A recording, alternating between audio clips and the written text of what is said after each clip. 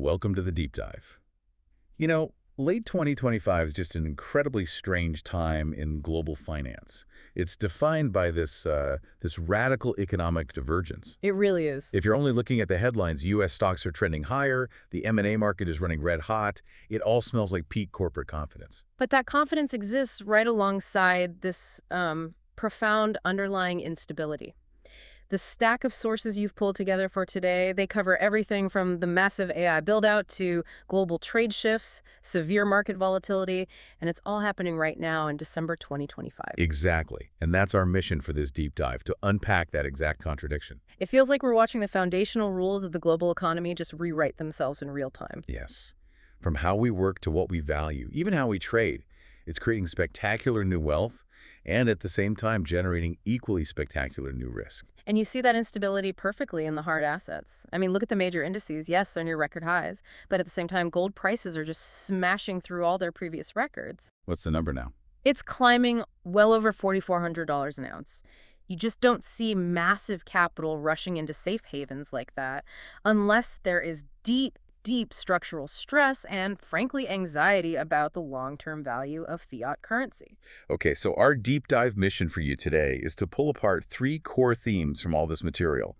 First, the infrastructure frenzy driving this AI boom and the really painful human cost it's generating. Second, that commodity surge we just mentioned, which seems to be driven by structural inflation and geopolitics. And then finally, how the critical line between organized finance and, well, outright gambling seems to be collapsing. Let's jump right in and try to examine what's driving this dizzying speed. Okay, let's unpack this AI infrastructure paradox.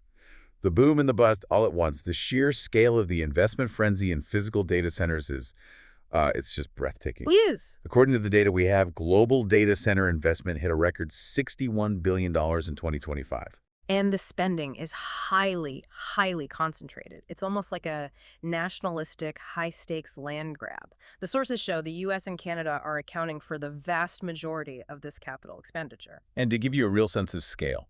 Well, look at Microsoft. Microsoft alone committed a mind-boggling $80 billion to AI data centers in its fiscal year 2025. 80 billion. Yeah, I mean, that's not just an expense, that's a commitment to controlling the future of compute power. But when capital moves that fast into a physical commodity, and in this case the commodity is power, it's got to hit real limits pretty quickly. What's the immediate infrastructure strain? It translates directly into a massive energy bottleneck. Current projections estimate that data centers are going to increase power grid use by 22%. Just by the end of this year. Just by the end of 2025. And looking forward, some experts are predicting that overall demand could triple by 2030. Triple. Think about the strain of tripling industrial demand in just 5 years. You can't just flip a switch for that. I mean, tripling that kind of demand requires a fundamental change in how you source energy. What does that push us toward? It has forced a renewed, very strong interest in nuclear power. Planners are, frankly, desperate for cheap, reliable, and carbon-neutral energy to feed these server farms. And in many places, I imagine nuclear is the only thing that scales fast enough. It's the only viable option in many places that can meet that kind of exponential demand curve. Okay, but here's where that contradiction bites the hardest. For all that record-breaking investment, for all these billions poured into infrastructure, the human cost is mounting. We saw AI layoffs cross 50,000 in 2025, and that's across a whole range of sectors. Is this just, temporary friction, or is this a permanent structural change? No, it is absolutely structural. We're seeing AI power deployed in sophisticated ways that permanently shift human jobs from doing to deciding. Doing to decide. Exactly. And the implication, as you see from leaders like JPMorgan Chase's CEO, Jamie Dimon, is pretty clear. He publicly said, learn these skills and you'll have plenty of jobs.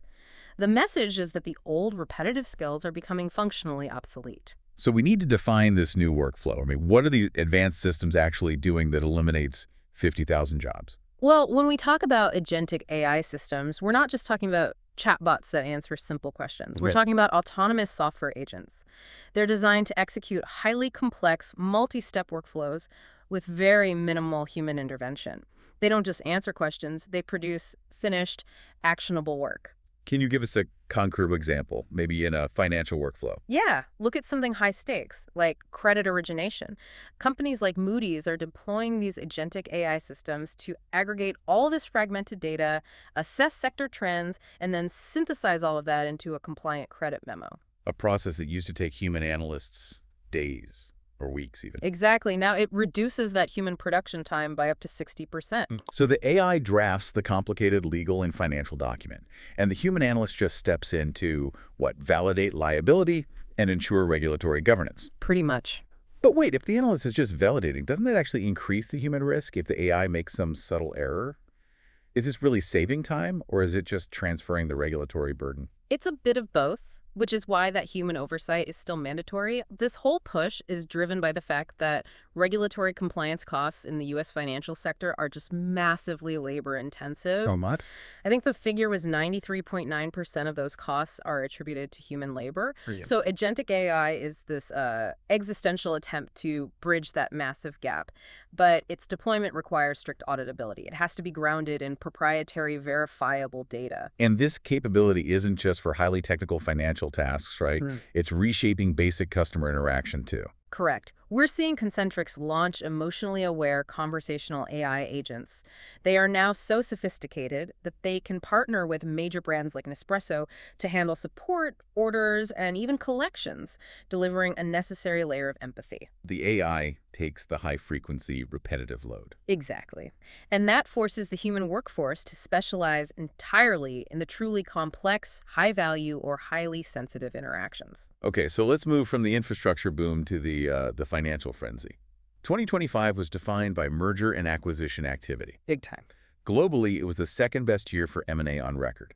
The only year that surpassed it was that unique, stimulus-driven spike we saw in 2021. And it finished with spectacular speed. December M&A announcements hit, was it $463 billion? That's a 30% increase from the previous year. It created a full-blown holiday M&A frenzy. Well, I mean, deal makers were actually canceling their vacation plans. and the central drama keeping those bankers away from their Christmas turkey was, of course, the Warner Bros. Discovery bidding war. A true spectacle of capital commitment. Oh, yeah. The top-tier advisors, we're talking firms like Latham & Watkins, Morgan Stanley, they were working right through Christmas Eve. This high-stakes bidding war involving Paramount, Skydance, and Netflix kept the momentum high. And Paramount revised its hostile bid, right? They did. They extended the deadline to January 21st. The core takeaway here is that capital is just desperate to consolidate, particularly to secure content libraries in this really competitive streaming ecosystem. And this spree wasn't just limited to media. We also saw IBM's $11 billion purchase of Consulent and the $8.4 billion buyout of Clearwater Analytics by private equity. It suggests corporate balance sheets are really robust, and there's this aggressive belief that scale is the only way to survive the current technological disruption. But what's really fascinating here is that this massive corporate confidence, this M&A boom, it's happening against a backdrop of historic commodity performance that signals deep structural inflation. And that divergence is the defining economic feature right now, we have to ask. Why are people betting on massive growth and simultaneously rushing to buy the safest possible asset? Let's talk about that safe asset performance. Yeah. The precious metals story is staggering. Gold climbed over $4,400 an ounce, another all-time high. Silver followed right along, pushing past $68 and closing in on $70. To put that growth in perspective for you. Well, gold is up roughly 70% year-to-date. And silver is up an astonishing 128% year-to-date. 128%. That's the strongest annual performance for silver since 1979. Exactly. The last time we had real structural energy and geopolitical crises driving inflation anxiety. That comparison alone tells you we are dealing with something far beyond normal market churn. It certainly does. And this surge isn't accidental. It's fueled by a combination of monetary anticipation and global tension. Traders are betting heavily on continued monetary easing. The Fed rate cuts. 2 Fed rate cuts anticipated in 2026. And at the same time, you have geopolitical tensions like the U.S. oil blockade against Venezuela amplifying that safe haven demand. When the global order feels unsettled, money flees risk and goes to hard assets. And this movement is already causing a clear shift in global financial gravity. Yes, Hong Kong is seizing this opportunity. They've launched their commodity strategy committee with the explicit, very ambitious goal of becoming a global gold trading hub. And they're backing it up with infrastructure. They are dramatically ramping up airport vault capacity from 150 tons to 1,000 tons just to physically support this massive inflow of capital that's seeking security. Okay, let's pivot now to the new digital risks, where the financial world seems to be actively shedding its inhibitions. The line between investing and gambling is, for all intents and purposes, collapsing. Especially with the rise of these prediction markets. Right, platforms like Polymarket and Callsheet. And they're federally regulated by the CFTC.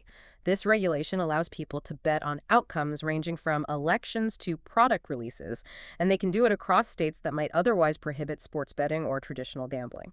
And here's where we get into that ethical gray zone. We have the case of the anonymous trader Alpha Raccoon, who is alleged to be a Google insider. Right.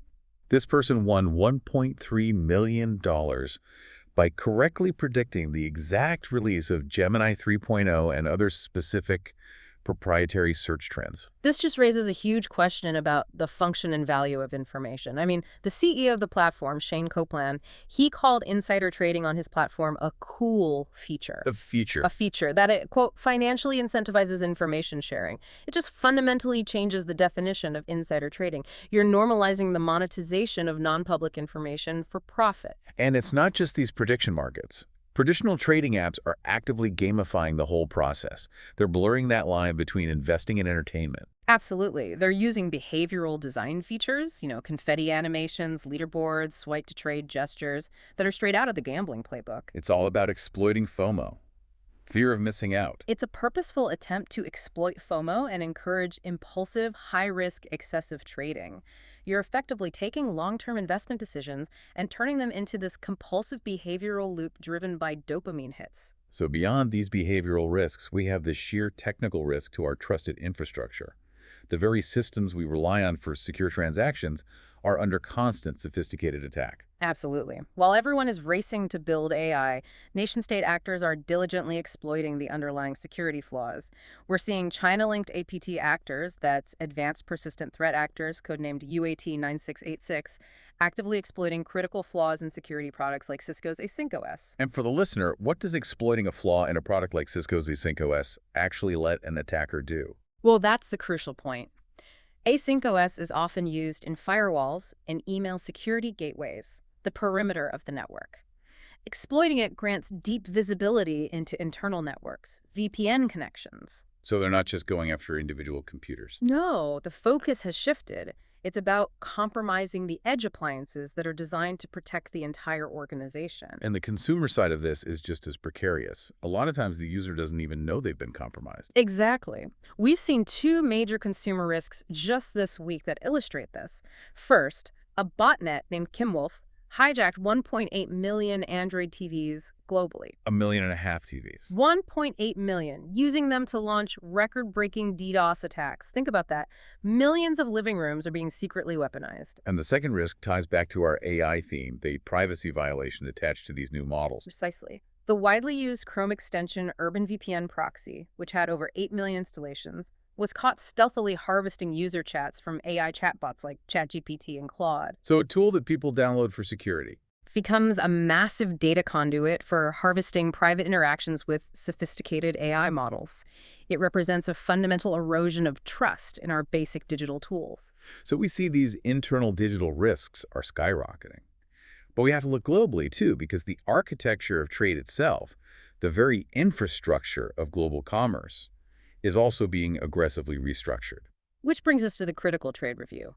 The U.S. is signaling that the extension of the United States-Mexico-Canada Agreement, the USMCA, is not going to be a simple rubber stamp process next summer. What are the U.S. priorities for this review? U.S. Trade Representative Jamieson Greer confirmed that priorities include strengthening the rules of origin for non-automotive goods and, crucially, enhancing penalties for companies offshoring production to Canada or Mexico from other countries. So regional economic protectionism, securing supply chain. That's the clear goal.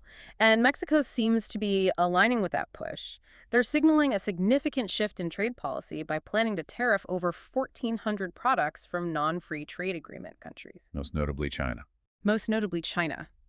This shift really suggests that the peace dividend of rapid globalization, where goods just moved freely across borders, that era might officially be over. We're witnessing the formation of these deeply entrenched regional trading blocs. So if we synthesize everything from today, the central tension in late 2025 is just unmistakable. It is massive, fast-moving capital, whether it's driving the M&A frenzy, the AI infrastructure build-out, or the rally in hard assets, is forcing a rapid and often painful industrial and regulatory restructuring. We're optimizing our systems for incredible speed and efficiency. But we're sacrificing stability and human resilience in the process. And these huge global structural shifts, they hit home hard. Yeah. You can see this tension reflected locally. Take a state like Colorado. Their overall best economy ranking fell from 4th to 6th. Which is still good, but the more fundamental number. Is its housing affordability ranking, which dropped to a staggering 48th in the entire nation. And that rising cost of living is exacerbated by skyrocketing environmental risks, which directly impact investment decisions. We found that the average annual homeowners insurance rate in Colorado is now almost $6,000 a year. Which is a 47% rise from the previous year. Yeah, driven primarily by increased hail and wildfire risk. And when local costs become unmanageable because of this combination of climate, regulation, and underlying inflation, the market responds rationally. 45% of business leaders surveyed in that region are already planning to invest their capital out of state. It's a really powerful illustration of how these massive global forces, AI, disruption, hard asset inflation, climate risk, all become these deeply localized economic pressures that fundamentally determine where capital flows and, where people can actually afford to live. Which brings us back full circle to prediction markets and this whole question of reliability. The integration of these platforms into finance and news is normalizing the trade of immediate and often insider information. So if the accuracy of news and the opportunity for profit become permanently intertwined through these federally regulated platforms, we really have to ask ourselves, should we be regulating information as a financial product? Because that's what it is now. It's a traded commodity. And if the incentive structure behind a market signal is primarily built on gambling and inside knowledge, how reliable is that signal for the rest of society? For people just trying to understand the world, that's something for you to mull over as we watch these lines blur into the new year.